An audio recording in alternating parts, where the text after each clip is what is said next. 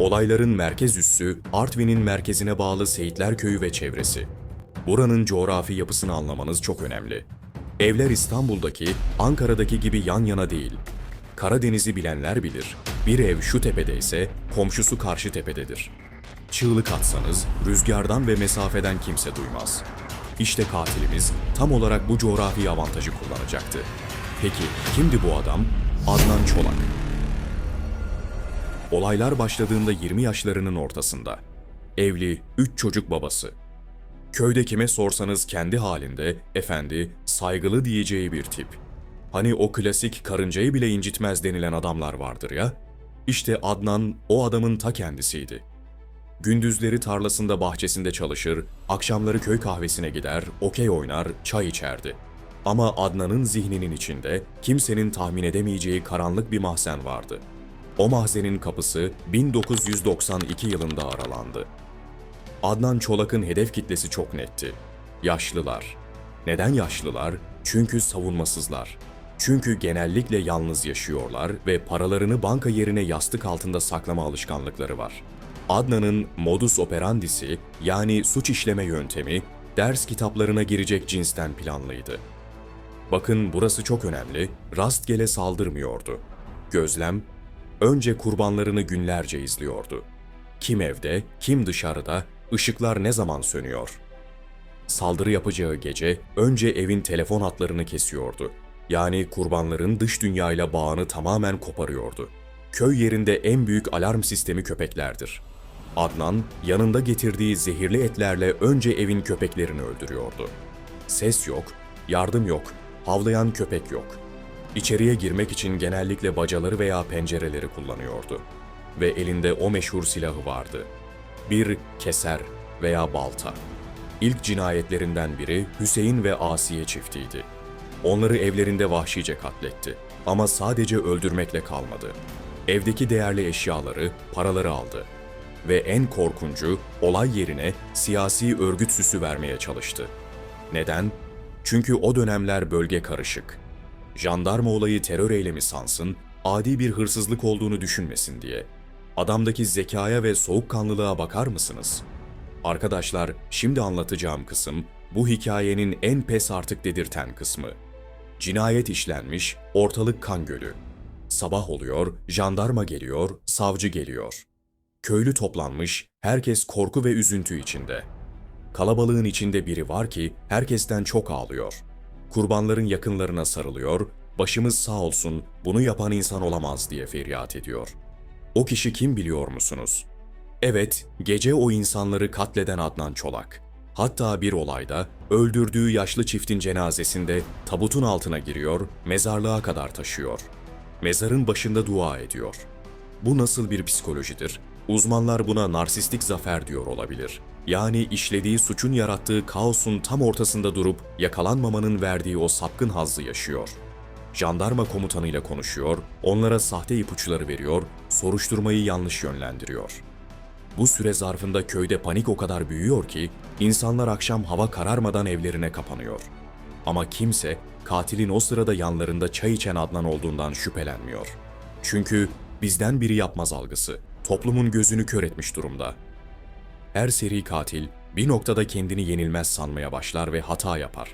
Adnan'ın hatası da kurbanlarını çantada keklik görmesiydi. İkinci vaka 1993, Mehmet Ali ve Fatma Dağı. Kuzey çiftinin şoku atlatılamamışken komşu köyde benzer bir vahşet yaşandı. Adnan bu sefer daha profesyoneldi. Önce evin etrafındaki köpekleri zehirli etle etkisiz hale getirdi. Telefon kablolarını kesti. Çifti yine aynı yöntemle başlarına keserle vurarak öldürdü. Evdeki yastık, altı birikimlerini aldı. Bu olaydan sonra köylüler, katilin hırsızlık için gelen bir çete olduğunu düşünmeye başladı. Ama yanılıyorlardı. Üçüncü vaka, 1994, Fevzi ve Fatma Akar çifti. Artık tüm köy diken üstündeydi. Adnan Çolak bu gerilime rağmen durmadı. Akar çiftinin evine bacadan girdiği iddia edildi. Bu cinayette de cinsel saldırı bulguları vardı. Adnan, öldürme dürtüsü kadar tecavüz dürtüsüyle de hareket ediyordu. Evdeki ziynet eşyalarını alıp yine yangın süsü vermeye çalıştı. Dördüncü vaka 1994, Yusuf ve Zeynep Şahin çifti. Adnan'ın cüretkarlığının zirve yaptığı dönem. Yusuf Şahin'i balta ile öldürdükten sonra Zeynep Şahin'i ağır yaraladı. Kadının öldüğünü sanıp bıraktı. Ancak Zeynep Şahin o an ölmemişti.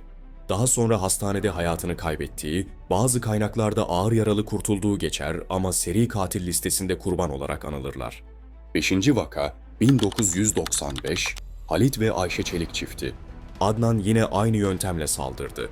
Ancak bu kez evdeki kadın, Ayşe, boğuşma sırasında Adnan'ın elinden kaçmayı başardı veya öldü sanılarak bırakıldı. Mağdurların verdiği ifadelerde katilin köy şivesiyle konuştuğu ve kokusunun tanıdık olduğu detayları vardı. Bu, jandarmanın dışarıdan gelen bir çeteye değil, içeriden birine odaklanmasını sağladı. 6. final vaka yakalanış, Mehmet ve Hediye Coşkun saldırısı. 1995 Adnan'ın son eylemi. Mehmet Coşkun ile girdiği boğuşmada Mehmet amca direnç gösterdi. Adnan olay yerinden kaçmak zorunda kaldı ama arkasında çok fazla iz bıraktı. Kurbanların tarif ettiği eşkal ve olay yerinde bulunan köylülerin tanıdığı bazı izler, ayak izi kalıpları BB'yi doğrudan Adnan Çolak'ı işaret etti. Bu sağ kalanların ifadeleri jandarmanın elindeki en büyük koz oldu.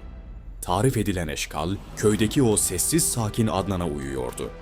Jandarma, Adnan Çolak'ın evine baskın düzenlediğinde karşılaştıkları manzara her şeyi doğruluyordu.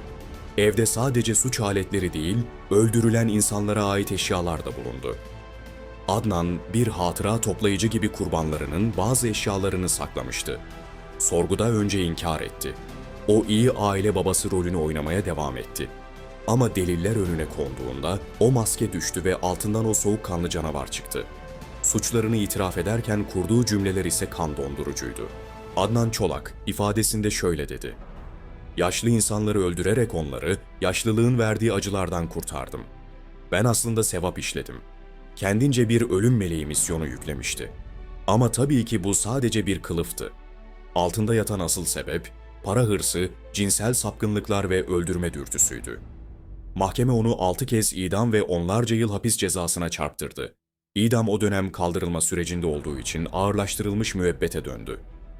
Bugün Adnan Çolak davası, Türkiye'de seri katil profilinin sadece filmlerdeki gibi dışlanmış tuhaf tipler olmadığını, bazen en yakınımızdaki, en güvendiğimiz, cenazemizde en çok ağlayan kişi olabileceğini bize en acı şekilde öğretti. Artvin'in o sisli ormanları şimdi yine huzurlu ama o dönem orada yaşayanlar o korkuyu asla unutmadı. Videoyu buraya kadar izlediğiniz için teşekkürler. Sizce bir insan rol yaparak kendini ne kadar süre saklayabilir? Yorumlarda düşüncelerinizi bekliyorum. Bir sonraki dosyada görüşmek üzere, hoşça kalın.